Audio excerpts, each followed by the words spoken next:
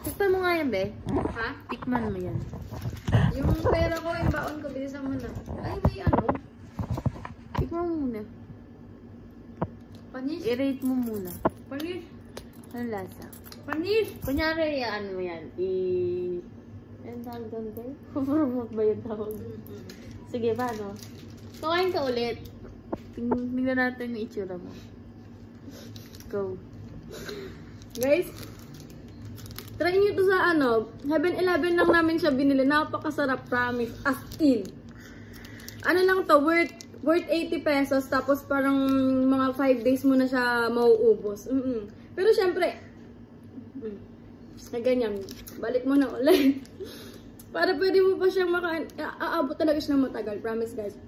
A 7-Eleven lang merong ganito. Ako 90 yan, be. Libre ko na yung 10. Huwag yun siya kakagating gan, sip-sip lang. Kada minuto kasi mabilis mauubos. Okay?